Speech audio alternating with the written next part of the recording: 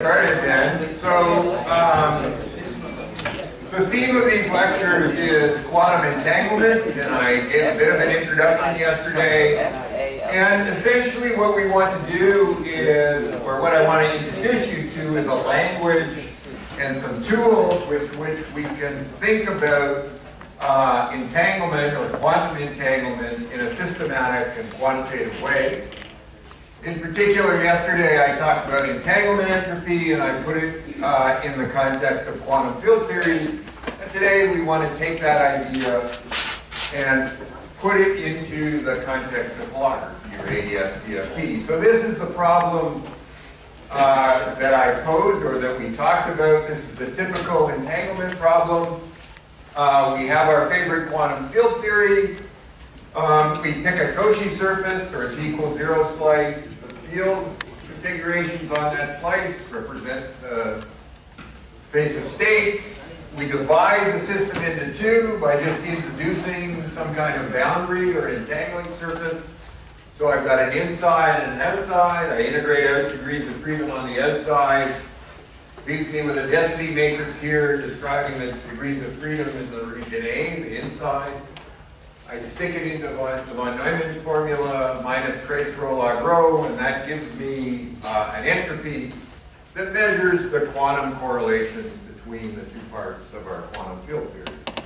And if we work hard enough, we can understand, or we can extract information about the nature of the quantum field theory. I focused on divergent terms, where we could see, for example, in the last example, a central charge of our CFT. But you can also understand properties of the state by working harder and looking at non-local terms in there as well. As I said, our objective is to take that great idea and mash it together with another great idea, namely the ADS-CFT. And so in the ADS-CFT, we certainly have the quantum field theory, namely the boundary conformal field theory. And so we're going to draw that same picture that I had before, except now we can think of it as living on the boundary of our ADS space. And the question is, what is the entanglement entropy for that region in some particular state and for this particular quantum field theory? Now, of course, I described various calculations, various ways to attack that problem just in the context of quantum field theory, but we really want to take advantage of the ADS-CFT correspondence to translate this into a gravitational or a geometric language, and that's what these folks, Ryu and Takanagi, did now over 10 years ago. And so again, in my cartoon, this picture now lives at the boundary of ADS. This empty white space underneath is then the bulk of the space-time. And what their proposal was is that I should think about all surfaces that hang down into the bulk and meet the boundary along the entangling surface. For all of those surfaces, I'm going to evaluate the Bekenstein-Hawking formula. And then I'm going to find the surface that minimizes that function. And that minimum value of A over 4G is equal to the entanglement entropy in the boundary.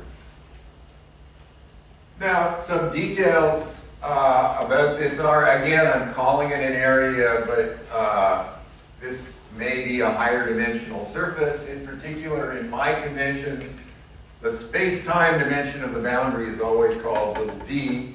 If you count through, this was a time slice, so that's a d-1 dimensional, but then the bulk is d+1 dimensional, and it turns out that's a codimension 2 surface in the bulk, and it's d-1 dimension. Why does it hang down? Why isn't it just straight across? Well, you can call it the gravitational redshift, or alternatively, just this idea that distances are getting larger and larger as I head out towards the asymptotic boundary.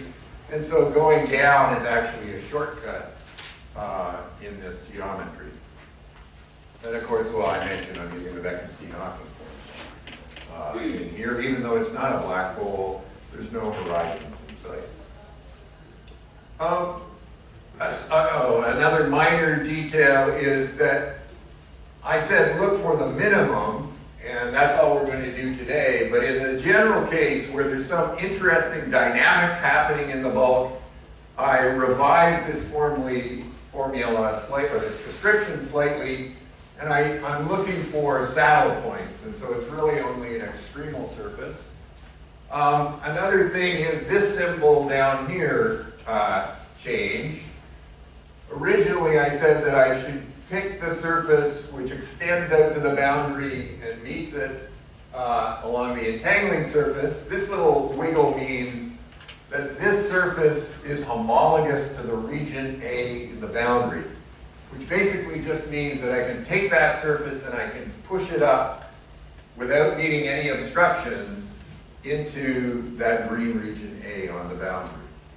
And we'll see one example where those two prescriptions give me slightly different answers, and this is actually the correct answer in that particular case. A bug apparently is, I told you to evaluate an area or a volume here, but I also told you that this surface runs all the way out to the boundary, out to r equals infinity. And so if I actually, or my grad student, or you, as an exercise, sat down and tried to do this in an example, you would quickly find that the area for any surface like this is infinite. So what are we going to do with that? Isn't that a problem? Well, it's not actually a problem. It was a necessity. It's a feature, not a problem. What I told you yesterday in the context of quantum field theory is that I expected the entanglement entropy would diverge. And it had to do with short distance correlations in the vicinity of the entangling surface. And in some sense, that's exactly what we're finding here. When I'm looking at very large radii in the ADS bulk, what we're doing is we're taking into account very high energy or short wavelength excitations in the boundary theory. And so that divergence there, which is coming from the upper part of the integral, is actually coming from the UV degrees of freedom in the boundary theory. And so this is precisely a manifestation of this UV divergence that I talked about yesterday. And there's an easy fix, and it's a standard fix in ADS CFT. If you are running into divergences by integrating to infinity, well, just stop. Don't go all the way to infinity. Of course, this is a standard thing. In all of our calculations, we run into various divergences by trying to take things to the boundary. And so the standard approach is that we introduce a cutoff surface at some very large distance. So I called it capital R naught here. And that's related to a short distance cutoff in the boundary theory. And of course, they're inversely proportional. The larger R naught, the smaller my short distance cutoff. And so to make the dimensions work out, I need a conversion constant, but the ADS scale provides that constant. So now I've got a finite result by stopping short of going to the boundary, and I'm going to see the appearance of this cutoff in the answer, which is similar to what we expect. In particular, the leading term turns out to be given by the area of the entangling surface in our boundary metric over the cutoff to the appropriate power, and then there's some coefficient because there was a G here, and we're in ADS, and so there are various factors of the ADS scale. And it's simple enough to actually see that happen that I thought I'd just show you. So at the top we have our ADS metric. I'm just showing that picture and adorning it with some coordinates. So Y are coordinates that are going to run around the entangling surface. But I'm also going to be integrating through the A region. And so sigma is some coordinate that takes us in the direction orthogonal to sigma. Now if I draw a little cross-section of some line through a portion of that, I'll get a picture of this. So at the top, I've got the outside region B, then the inside, and the blue dot is where where I'm running through the entangling surface. I've introduced the cutoff surface, that capital R naught, and then there's some extremal surface that runs down into the bulk. And in this, well, it'll end on sigma. Now, the leading order, that surface just falls straight down into my ADF. And so it's diving down in R, but it's not actually moving across in the sigma direction. And so if I want to find this leading divergence, when I look at my formula, I'm supposed to evaluate this area, which is just some integral of an induced metric over the coordinates on this surface here. And so the leading order, what I'm doing is I'm just integrating over the R direction. I'm not moving in the sigma direction. There's some measure factor that I pull out, the square root of GRR. And then I'm integrating over the Y directions around the blue, around sigma. Again, there's some kind of induced metric that I'm going to pick up from the gauge theory directions here in the bracket. And then there's again a factor with R's and L's, and there are D minus 2 of these, and so there's D minus 2 of those. But what do I have here? Well, there's a factor of R that I can put over there. But then what is this? This is just explicitly an integral of the surface sigma in the boundary metric. And so that's nothing other than the area of the entangling surface. There's our R left over. Again, I'm really only paying attention. I'm only doing this near the boundary. And so what we pick up is just the upper part. And so what we, well, it slightly got cut off. I apologize, but there were factors of L left over from the integration, and there were powers of delta that appeared here. And so I have the area of my entangling surface over delta to D minus 2. I've got the G Newton from the Bekenstein-Hawking formula, and then this has a certain dimension, and so this power of L just compensates for the dimension of G in our ADS space. And so that is then, what I'm seeing is that this prescription, this holographic prescription, gives us something that looks like the area law, and in fact that prefactor is something that we might recognize up to numerical factors, this ratio of the ADS scale to the Planck scale for this particular power. I can think of as a central charge or a C number that counts the number of degrees or gives an accounting of the number of degrees of freedom in the boundary theory. If I actually work harder and take into account the profile of sigma here for my favorite geometry, this is the leading term, but if we persist, what we would find is an expansion. And I've just written it here as an expansion in terms of a macroscopic geometric scales that define that region A over the cutoff. And there are various powers that appear here. These are the power law divergences. These were the regulator sensitive coefficients. But if we persist a high enough order in the dot, dot, dot, eventually we'll also find universal contributions. So these coefficients here would be coefficients that give us some extra information about the nature of our boundary theory. Actually, let me pause there and ask if there are any questions. Okay. Well, at the time that this appeared, it was like a rabbit pulled out of a magician's hat. You know, it has an A over 4G, and so that kind of looks like an entropy that we're used to thinking of black hole entropy in that way. But this is a very different kind of an entropy and a different application of that formula. And so what was done at the time is that people looked at a variety of different consistency tests to show that this formula behaved in a way that we expected entanglement entropy to behave. And essentially what it was the string theorists learning about entanglement entropy and different properties of entanglement entropy, and then looking at the holographic formula and seeing, oh yes, we get that result in the holographic context. So that's a check mark. And I thought I'd run through those, or some of those different tests, because it lets me introduce to you some of the properties of entanglement entropy. So the first one we already talked about was that I get this expansion in terms of geometry over cutoff to various powers, and the leading term is the area law. Another context where people had extensively calculated with entanglement entropies was in the context of two-dimensional CFTs.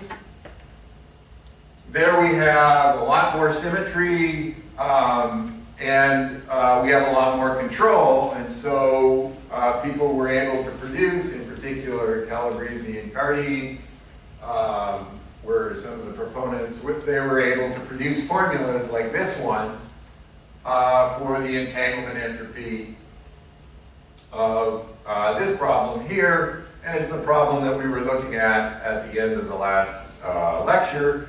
I've put my two-dimensional CFT on a cylinder. I've taken a time slice. It's a circle with circumference C.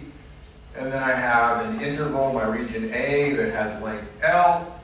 And when one evaluates the entanglement entropy, you get an expression like this. And this is actually the expression that I suggested as an exercise at the end of the lecture.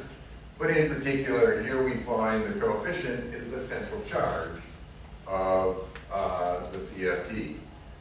And there's a similar result that one can find if I'm thinking about a thermal ensemble. So in that case, I have an infinite time slice, but in some sense, my Euclidean time is periodic. And so it's sort of an analytical continuation of this calculation.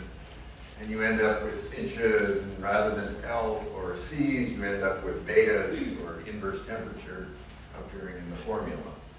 Now this is something that's calculated, these formulas are calculated for 2D CFTs, irrespective of holography. They have to apply to all two-dimensional CFTs. And what Ryu and Takinagi actually did as one of their first tests was apply their formula to ADS3, which is the gravitational dual of a holographic two-dimensional CFT, and they were able to get these or reproduce these results on the nose, as had to be the case if this formula was going to be true. So that was one check mark, that it was reproducing this behavior where it had to. Another interesting property of entanglement entropy is that if I take a pure state, by which I mean the global state over my entire time slice is a pure state, I can either integrate out the degrees of freedom in the outside and calculate the entanglement entropy for my region A, or I can integrate out the degrees of freedom in A and calculate the entanglement entropy for the exterior region, or the complement of A. And it turns out in the case of a global pure state, those two quantities are equal to one another. But in the context of holography, that's actually almost, well, it's relatively obvious. If I now think of this circle as the boundary of my ADS space, if this is, for example, just empty ADS, I can evaluate the entanglement entropy of A, and there's some extremal surface here, and I evaluate its area, et cetera, et cetera. But if I wanted instead to calculate the entanglement entropy for A bar, in fact, I have the same boundary here, and so if I go and look for the extremal surface, I identify exactly the same surface here. And so, of course, when I evaluate the holographic entanglement entropy, I'm getting the same answer, just because both of these refer to the identical surface. And so this works very nicely in this geometric language. On the other hand, you know, this isn't true if we talk about a mixed state. So what's an example of a mixed state that we know about or can easily talk about in the language of holography? Well, there's the case of a thermal ensemble. And so there again, well, as we we saw in the last lecture, what we're talking about are black holes in AES. So in this case, rather than empty AES, I've got this horizon or this black hole in the interior. And I can do my same calculation, for the region A, there's going to be an extremal surface. It's going to get deformed somewhat because there's this black hole and the geometry is deformed deep in the interior. And I could evaluate, or I could ask the same question for A bar. And if I was just looking at the boundaries here, I'd see that there's an extremal surface like that, or the one that I just calculated. But this is where this condition of homology comes in. If I try and push this surface out towards the boundary, I succeed in mapping it to A. But if I try and push it out to this region A bar, I run into an obstruction. There's this horizon in the middle of the space. And so I can't push that surface onto A bar. And instead, what I have to look for, or what one finds, is that there's another surface which is extremal, but it goes around the other side of the black hole, right? Or the black hole in the interior, but it has the same boundary conditions at infinity. And so in this case, these two regions are associated with different extremal surfaces, and so of course, I'm going to find that the entanglement entities don't match. But that's, again, precisely what we expected, or should have expected. And so this, again, is a check mark that in our geometric language, we're reproducing this result of the inequality for mixed state. We can go a little bit further. One of the things I mentioned last day was that when I was talking about a pure state globally, then what the entanglement entropy was measuring was the quantum correlations between the different parts of our Cauchy surface. On the other hand, in a mixed state, I said that the entanglement entropy also captures can capture some of the statistical correlations as well. And the canonical example is, again, the thermal bath. And so what you find there, or what you would expect there, is that in particular for a large region, a region that is much, much bigger than the average thermal wavelength, I would find a contribution here that's proportional to the thermal entropy of our gas within the volume enclosed for the region A. And for a conformal field theory, that thermal entropy is just proportional to the temperature, as I'm sure Shiraz is going to tell us. Or maybe he did. Did you already tell us today? In any event, how do we see that in the geometric language? Okay, I've got a very big region here. And so the extremal surface makes its way down to the horizon, but then it just skims along the surface of the horizon. It doesn't go into the black hole. In the case where we're talking about an eternal black hole or a static thermal bath. And so it stretches along the horizon for a while and then extends back up to the boundary.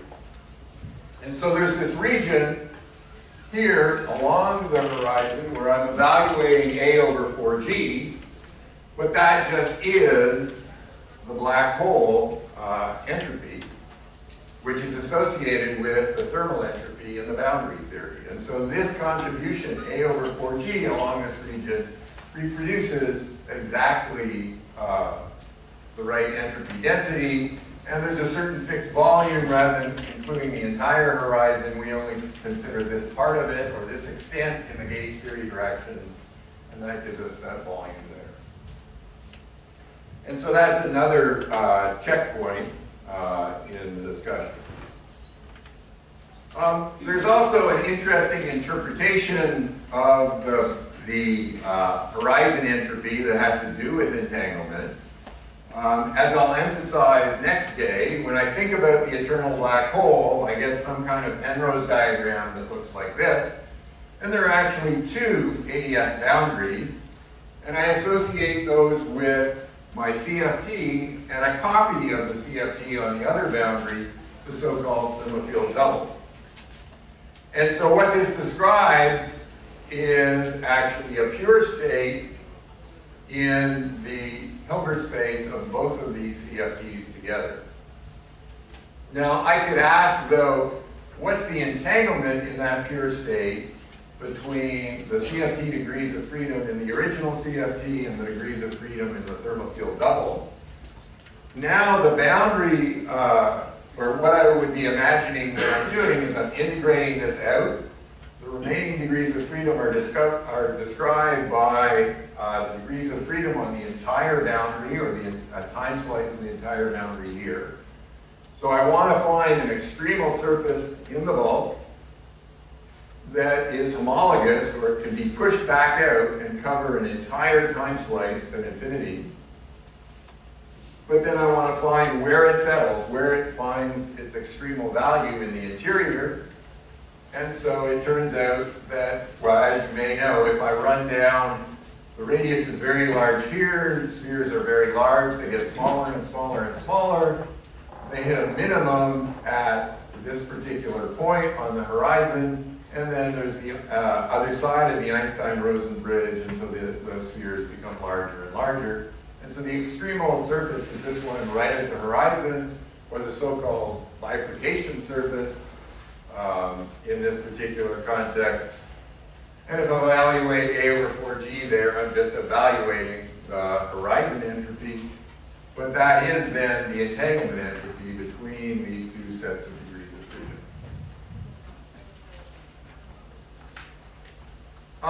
Another interesting property of entanglement is something known as subadditivity.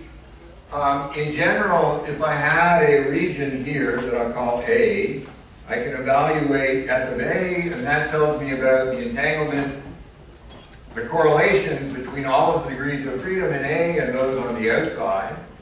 I can do the same for another region B. But that's then going to be larger than the entanglement entropy of the union of those two regions. Because what I'm not going to count here are the correlations between stuff in B and stuff in A. And so there are extra correlations on this side of the inequality than on that side of the inequality. Well, that's rather obvious and easy to prove in general. There's actually a stronger constraint where I have S of A and S of B is greater than or equal to this entropy of the union plus the entropy of the intersection. In some sense, what that's saying is that in this sum, I'm double counting the correlations of these common degrees of freedom with the outside. But this is actually quite a technical proof to do in general for the quantum information theorists. However, in our geometric language, using the Ryu-Takayanagi formula, it's actually a simple proof by pictures. So here I've got my region A, my region B, and they're overlapping in the intersection here in the middle. If I want to find these two entropies, I would define, or I'd find an extremal surface homologous to A and another one homologous to B. When I want to evaluate this side, I consider the intersection, I do that one and the union, and I get some other surface. But now I want to compare those areas. One way to do it is to simply redo the accounting in this picture. And rather than thinking that I'm evaluating the area of this entire surface and then adding it this, I'm going to consider the area of this bit plus that bit, and similarly this bit plus that bit. So in some sense, I'm reconnecting, or I'm rejigging the intersection here. Now, when I consider this area plus that area, I'm considering the area of a surface that's homologous for this common region. It's a surface in the class of surfaces that I get, or that I consider in evaluating this entanglement entropy. But I know that this is the extremal surface. It's actually the minimal area in the case of a static geometry. And so this area must be bigger than that one. And similarly, this shape must give me an area that's bigger than that area.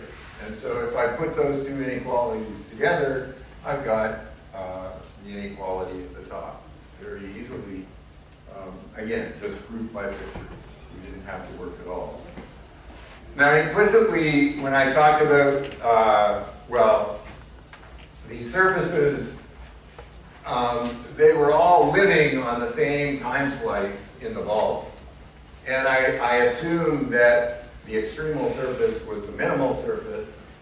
And so implicitly, I was talking about the static case that Rune and Takenagi originally considered. You have to work harder, and someone named Aaron Wall did, but you can also, through a more elaborate process, show that this also applies in the case where there's interesting dynamics going on in the vault of the space-time. There are also other inequalities like this, so-called monogamy relations, and you can show that the Rune-Takenagi formula satisfies all of those general relations that need to be satisfied by entanglement entropy. But you can also go further, and these gentlemen here, what they did is they found that entanglement, or the Rune-Takenagi formula, the entanglement entropy of holographic CFTs, satisfy a whole intricate, infinite family of relations which don't apply for general quantum theories, that aren't general properties of entanglement entropy. And so what they're showing is that, well, these entanglements that appear in holographic CFTs are special, and there are certain relations that distinguish the holographic theory from a general quantum theory. One more, well, you can work harder, say, for four-dimensional boundary theories. You can find a universal term there. There's a certain prediction or certain structure that was found by Sergei Solodukhin, and it involves the two central charges that appear in the boundary, in the four-dimensional boundary CFT. And you can see that well, both the geometric structure and the central charges appear in the right way. And that just involves doing a careful analysis in terms of the Pfefferman-Graham expansion near the boundary. So this is a subleading contribution in this case to the entanglement entropy, whereas in the 2D case, the log was actually the leading contribution.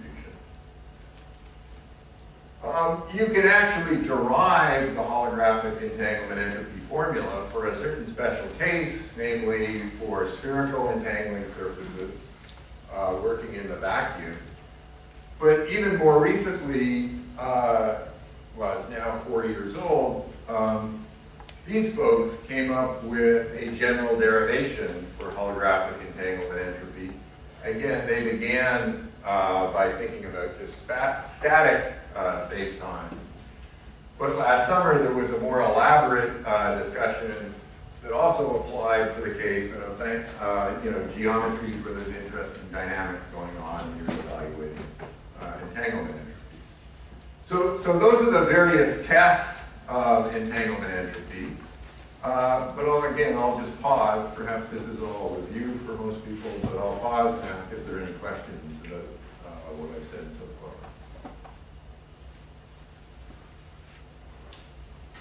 If not, well, given that there's this interesting paper, and everybody who writes something about holographic entanglement entropy is going to cite that paper, I thought it would be worthwhile to take a look under the hood and to try and understand how this proof actually works. It gives us an interesting, it's an interesting exercise in how to manipulate the gravitational theory in the AES-CFT. And so I'll start by saying that what it was a careful translation of the replica trick, which I talked about last day, from the boundary theory into the vault. But I've also added that it's a very clever translation as well.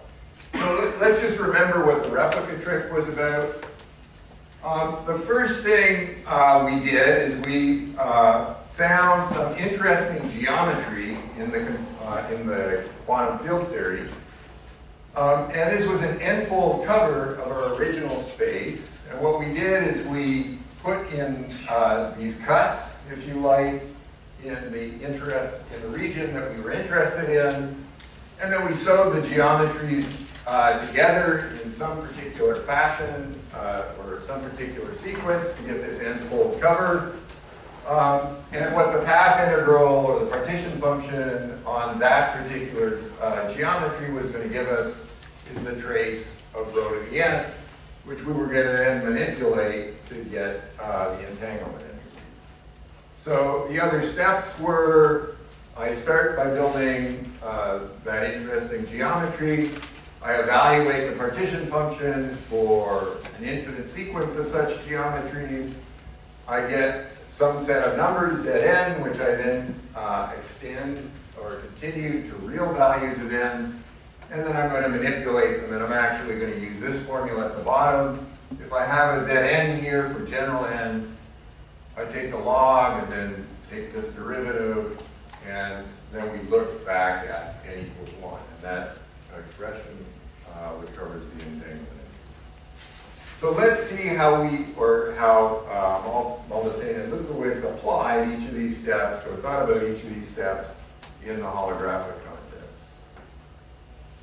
And I should say that, well, I mentioned that this can be a particularly difficult step in the quantum field theory context. There are cases where people know Zn for all integer values of n, but they don't understand what the continuation to real values of n would be.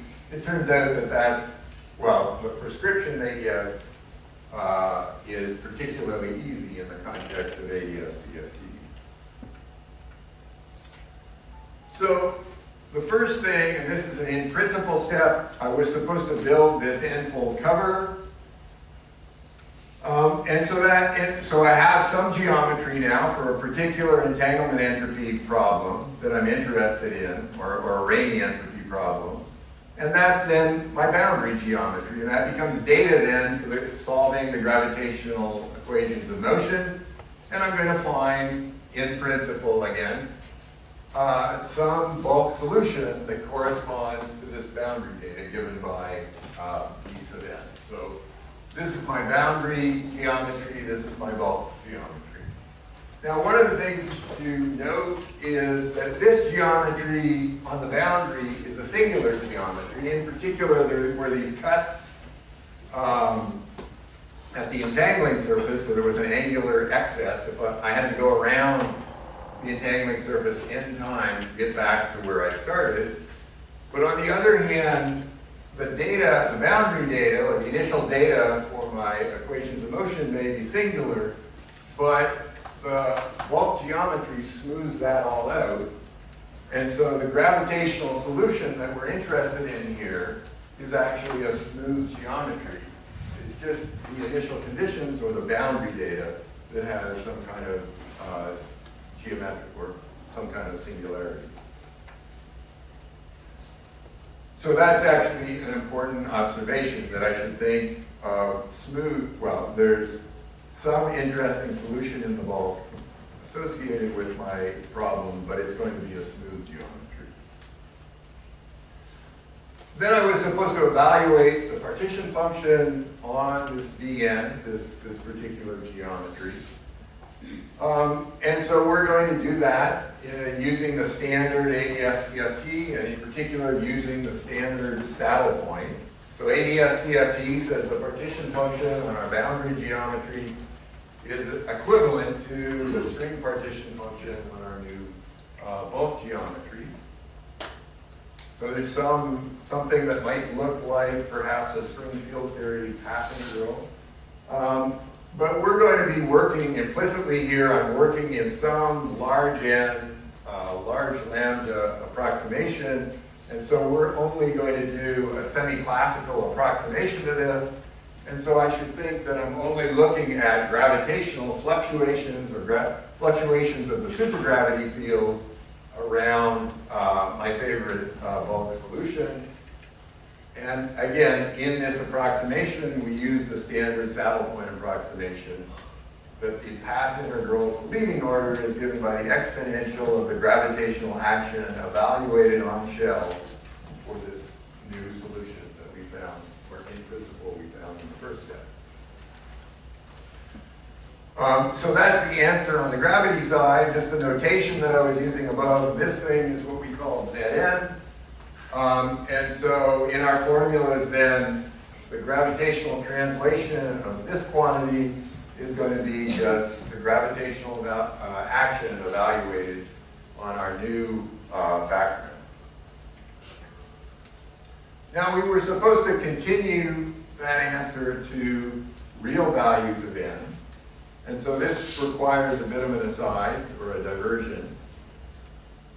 And what we're going to do is we're going to, well, I'm going to remind you that there's a certain symmetry. This n-fold cover just came from gluing together n copies of the same thing, and so there's a Zn symmetry. It's a lowercase Zn just because I realized that I was using Zn for something else the line before. I apologize for that. But this is just a discrete symmetry that says I can move from one copy, or one copy to the next to the next. And so in some sense you can think of it as going around. If I follow all of these connections, when I go around the entangling surface, I get here and I reappear on the next, and I go around. But all of these are copies of the same thing, and so there's an symmetry in the geometry.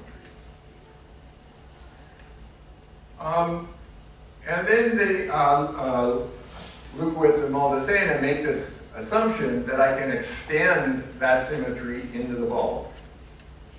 But remember that the bulk solution was a smooth solution, and so I can imagine that I had this funny boundary geometry, and say this is a cross-section where that's a point on the entangling surface. There's going to, and there's a symmetry involved with going around that point. And the idea is that there's a symmetry also in the bulk, but that symmetry is going to have a fixed point, right? A locus of fixed points in my new solution, Mn. And so if I look locally here at some cross-section, that's actually, well, what I expect is that, say, if I was doing the Z, or the row to the third case, then there's a Z3 symmetry around some point down here. Again, this is a smooth geometry, but if there's some bump in the space-time geometry here, I expect that I get 3 copies of it. And so I get this Z3 symmetry going around this fixed point, or this special surface of fixed points in the bulk. And so what they suggest we should do is actually mod out that Zn symmetry and consider instead this particular, if you like, orbifold. Now that may seem like an unusual thing to do, because what they're saying is, well, there's a Zn symmetry here. We're just going to, if you like, mod out, and I'm just going to glue that together, and that's going to make some kind of horrible, well, it's going to make a conical singularity now on the fixed point of my original, or of the symmetry in the original smooth space-time. And so I went, well, what we did is, in this case, we went from a singular geometry in the boundary. I said that the gravitational equations of motion smoothed that all out and made a nice solution in the bulk. But then these folks say, well, no, but I'm going to mod out by this symmetry, and I'm going to produce now a singular solution in the bulk of the geometry. Which seems like an unusual thing to do. And so we're going to have to wait 2 steps. But in particular then, if I want to evaluate, this was the gravitational action that I wanted to evaluate before.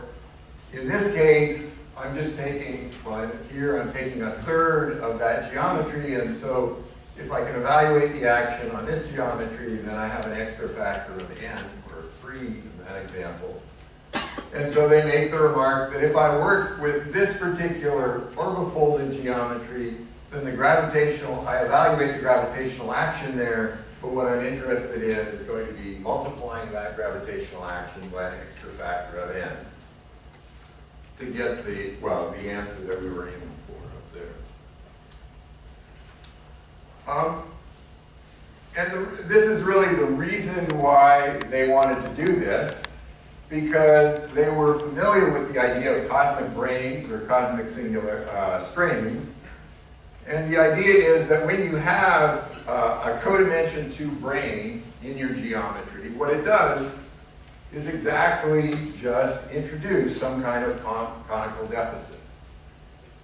And so in this particular case, we have a particular, given n, we know what the conical deficit there is, and so we can go to our books on cosmic branes or cosmic strings, and we can figure out what the appropriate tension of the brane is.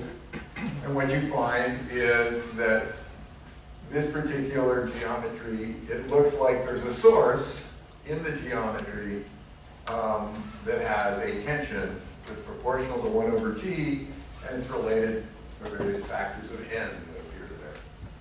Note that this is a fake. It looks like a brane. And so by sticking the brane in there, I could figure out what the appropriate gravitational solution is. But I'm not adding any extra contribution on this side of the equation for, say, the action of the brane. This is sort of a mnemonic that's going to guide me in the blank space down here. But it's not that I'm really inserting a brane into the geometry. What I'm saying is that this solution looks like it's a solution with a brane inserted in it. Now the thing is, I've got a simple formula, a formula of n, and this mnemonic, this idea that it acts like a particular source. And so that's an easy formula that I can extend to arbitrary real values of n. Now I said that it looks like a brane and that there's a conical singularity, but a brane has a particular action which is proportional, there's some tension that I put up there, but then it's just proportional to the area of that surface. And what I haven't shown you is that there was a particular symmetry. It defined a fixed point set, a codimension fixed point set, this En, and I've shown that the local geometry looks like this, but I don't know that globally that this geometry, this new surface, really behaves like a brane, that it really satisfies the equations of motion coming from an action like this. And there what they do is, by carefully looking at the Einstein equations, at least the leading order in n-1, there are extra singularities appearing in these equations, and to eliminate those, we have to set the extrinsic curvature, or the trace of the extrinsic curvature of this surface to 0. But that vanishing is precisely the equations of motion that arise in extremizing the brane, the brane, or the position of the brane. And so what you're finding then is that this particular surface, in the limit that n is going to 1, is picking out an extremal surface in this background geometry.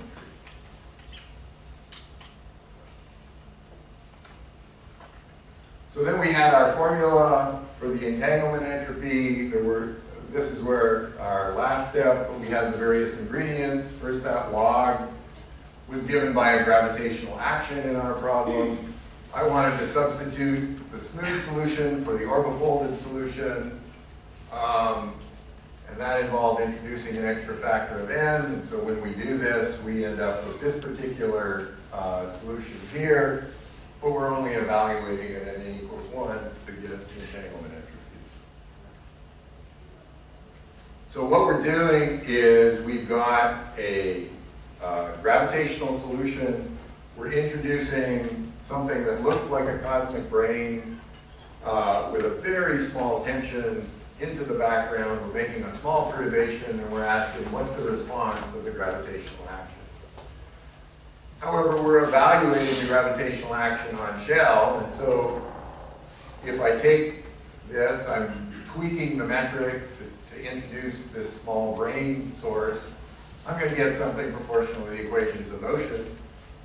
But like I said, we're evaluating this thing on shell, and so the equations of motion vanish. And so it looks perhaps like the answer is going to be 0, but of course there are various surface terms. Now in particular, there are surface terms at infinity, at the asymptotic boundary of the ADS,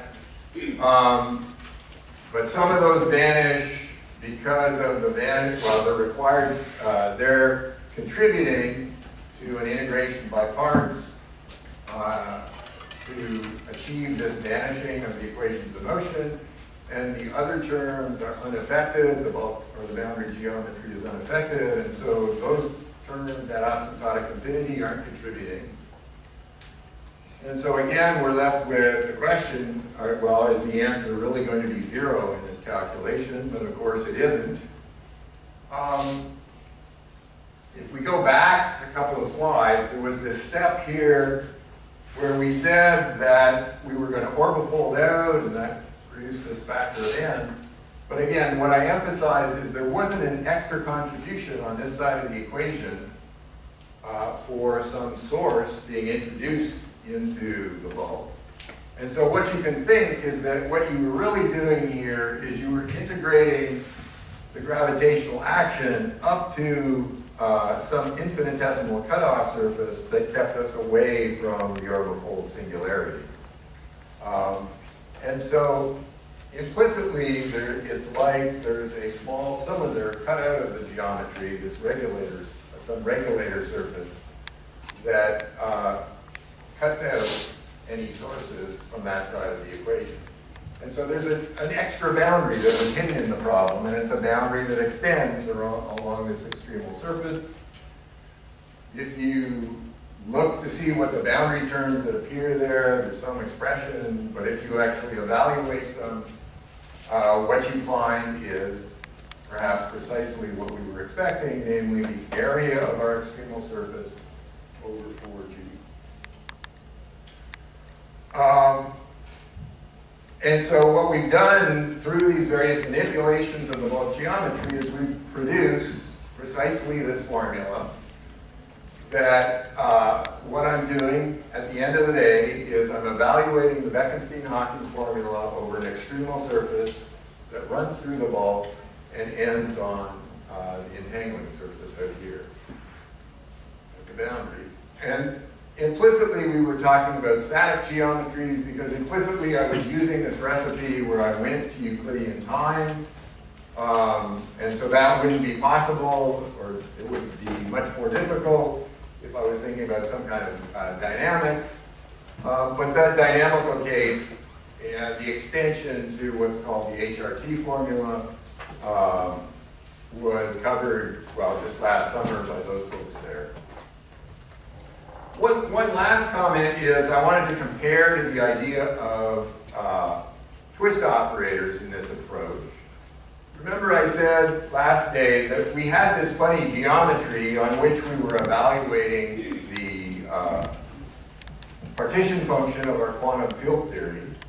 But alternatively, what I could do is I could go back to the original geometry and say that I had not, well, instead of having n copies of the geometry, I've got one copy of the geometry, but I have n copies of the field theory.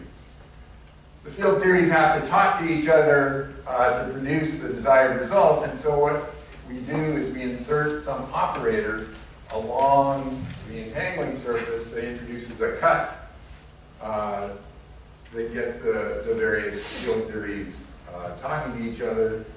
So here's some blah, blah, blah about twist operators.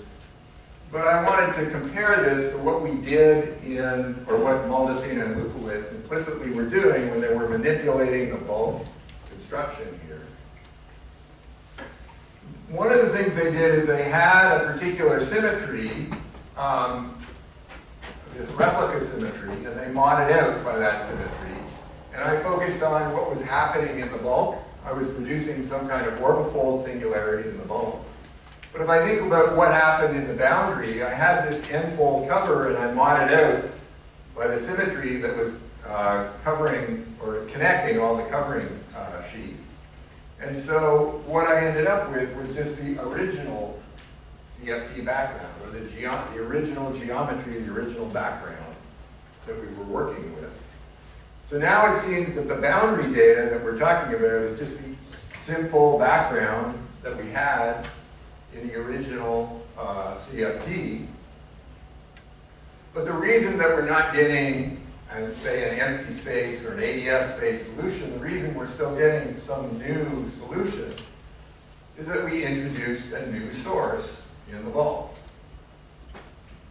And so there was still an interesting solution in the bulk that was associated with this problem because we changed, if you like, the boundary condition or the rules of the game, not by changing the boundary geometry, but by changing the rules of the game in the bulk. So we introduced something new into the theory.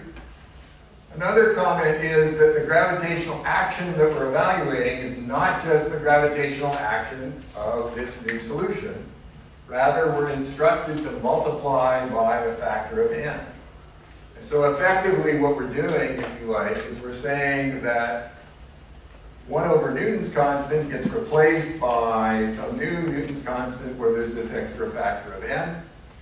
Or effectively, if we think about what I referred to before as central charges, what we're doing is we're replacing the boundary theory with a new boundary theory with an extended central charge, where that has n degrees, the number of degrees of freedom that we had before. So this is precisely the same set of, when I follow what's happening on the boundary, this is precisely the kind of thing that I talked about in the context of the twist operator. We go back to a single copy of the geometry. We have n copies of the degrees of freedom, but then we have to introduce some new source. I refer to that as a source in the bulk, but in the language of the boundary, that new source is precisely the twist operator. So you can think of this cosmic brain as being the holographic dual of the twist operator in the boundary theory. And so I think I've used up my time for this lecture. I've just given you a flavor for what you can do with holographic entropy. But of course, it's been a fruitful forum for various discussions in holography. In particular, it's been using this as a tool. We've learned new lessons about quantum field theories, but we've also learned new lessons about how to think about gravity or quantum gravity in the bulk. And so perhaps you'll hear more about that at the conference next week, the Strings Conference in Tel Aviv. So at that point, I'll stop and open up for questions.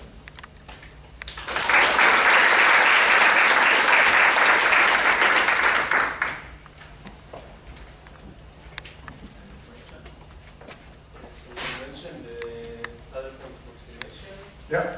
For large and lambda, so do you think we do this with this formula for some meaning away from this observation? In what sense? I mean, what we're doing is we're finding the saddle point, and so this is the leading contribution. You can then start asking about fluctuations, 1 over n corrections or 1 over lambda corrections, and you can address both of those using this sort of as the starting point. In that kind of in an expansion. If you get far from large n, yeah, I don't know how to do holography anymore. I don't know what I'm doing in the bulk. So this formula is going to apply.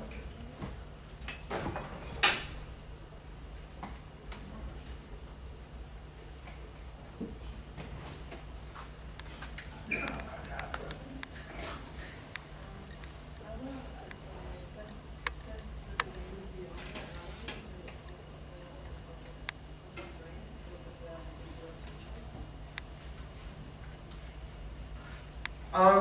Yeah, no, I don't think that really, well, okay, so on the positive?